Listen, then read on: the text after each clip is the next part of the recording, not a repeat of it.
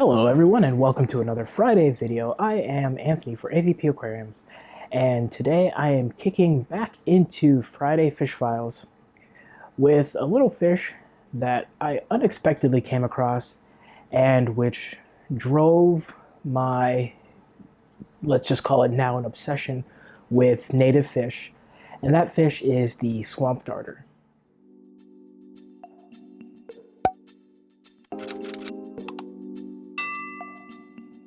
So Etheostoma fusiforme, or the swamp darter, is a fish that is often overlooked and usually is found as a tag-along in feeder tanks. That's actually how I came across my first darter, and I've been hooked ever since.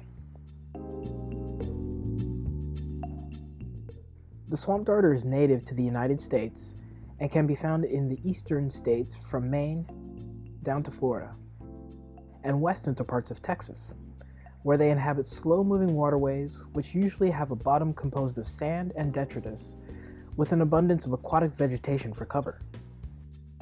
Leaf litter is often also present in these areas.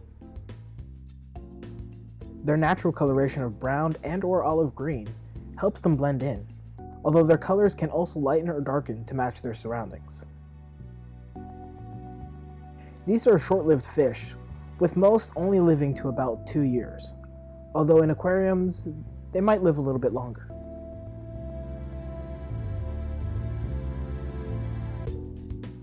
In the aquarium environment, they do best in a well-planted aquarium, or if you choose, you can set them up in a more natural setting with a mix of plants and leaf litter.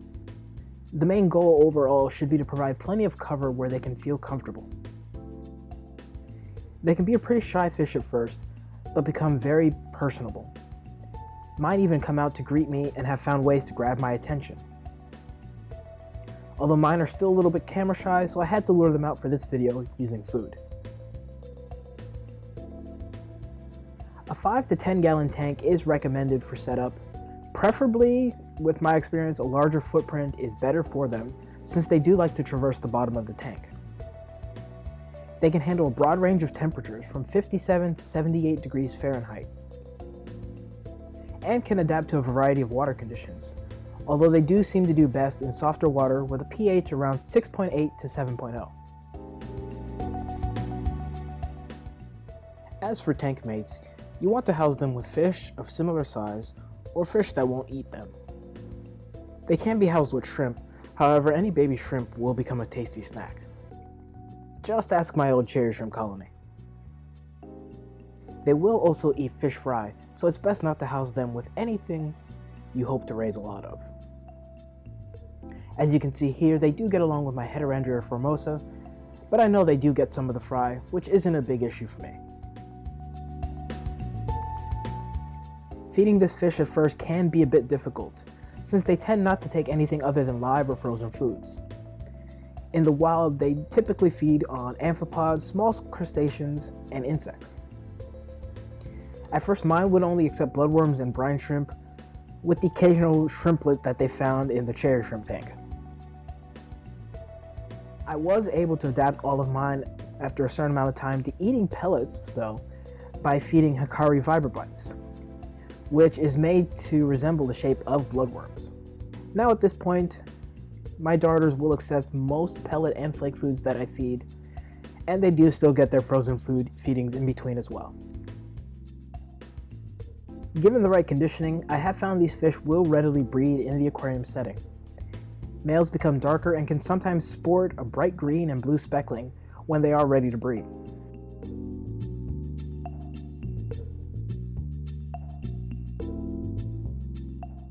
Once spawning begins, the male will follow alongside a female throughout the aquarium, fertilizing the eggs as she deposits them, usually one at a time or two at a time, on the underside of submerged plant leaves.